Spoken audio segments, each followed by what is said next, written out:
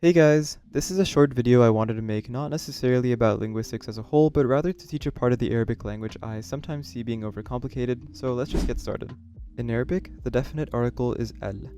In some words, al stays the same, but in others, the lam or l sound changes. What determines this is the consonant that a word starts with. For example, if you want to make the word qamar, meaning moon, definite, you just add al to get al-qamar, the moon.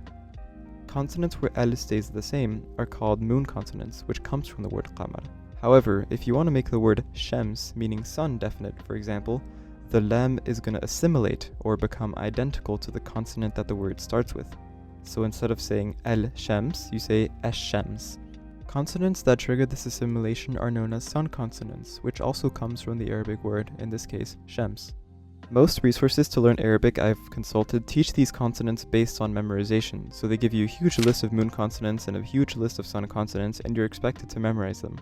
This can work, but I realized something a while back that made understanding this concept so much easier. Here is your tongue. Sun consonants, with only one exception that we're going to talk about soon, are those that are formed with the tip of your tongue, and moon consonants are all the other ones, so with your lips or somewhere in your throat. Notice how ta, sa, and tha, for example, all involve the tip of your tongue, ta, sa, tha, while ka uses the back of the tongue, kha uses your throat, and ba uses your lips. That's because the first ones are all sun consonants with the tip of your tongue, and the second set are all moon consonants, everything else. Now let's look at some examples. Say them out loud with me and pay attention to where your tongue is. Salam, sa, tip of your tongue.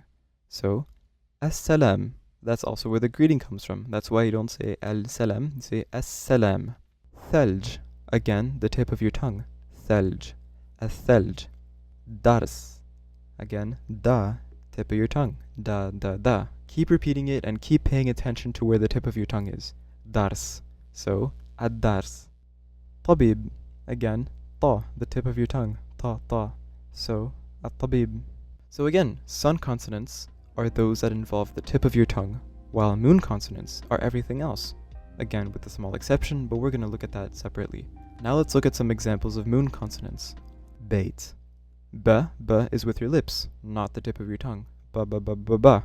So you say al-bait. Kitab, ka is with the back of your tongue, so you're going to say al-kitab. It's not with the tip of your tongue, it's with the back. Ka, the back. So al-kitab.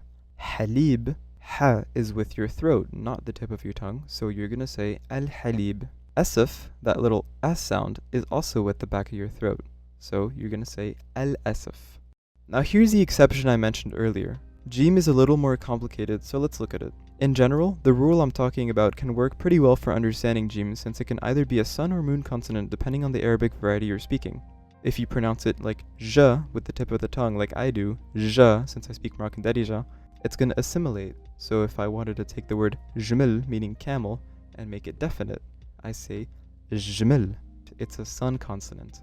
However, in Egypt, jim is pronounced with the back of the tongue, ga. Notice how the tip of your tongue is completely still. As a result, this makes it a moon consonant. Looking at the same word for camel, if you want to make the word gamal definite, because you're not using the tip of your tongue when you pronounce ga, you're going to say il gamal. The only exception is when jim is pronounced ja, like in classical Arabic, which is pronounced with the tip of the tongue, but is considered a moon consonant. So even though you say jamal with the tip of your tongue, ja, you're gonna say al-jamal. This is the only exception, as far as I know. If you have any information about your dialect that might perhaps do some of these things differently, please leave a comment down below and I'm gonna add it to a pinned comment for learners to be able to look at. Now let's go through all of them together. Again, repeat the sounds after me and pay attention to your tongue. Tha, ta, sad, sheen, seen, zay, ra. Notice how these are all with the tip of your tongue. Seen, ra, zal, dal, dha, ta, dad, noon, lam. So those were the sun letters, or al-huruf al-shamsiya, like you say in Arabic. Now let's look at the moon letters, al-huruf al-qamariya. Alif, ba, again, your lips, ba, so not the tip of your tongue, ba. Jim, this is the exception, but you can always go back if you want to rewatch that part of the video. Ha, kha, ain, ghain, all your throat. Fa, qaf, kaf, mim, ha, wow, ya. Here's the same thing, but grouped by reason. Let's look at the ones with the lips. Ba, ma, fa, wa, wa, wa, ba, ma, fa, ba, ma. You see how it's the lips, not the tip of your tongue, so they're going to be the moon consonants. Now, the ones with the back of the tongue are qa, ka, ya. Notice how, again, they just don't use the very tip of the tongue that you use to pronounce stuff like tongue. Sa, ta, sa, da, the, ra. They use the back. Ka, qa, ya.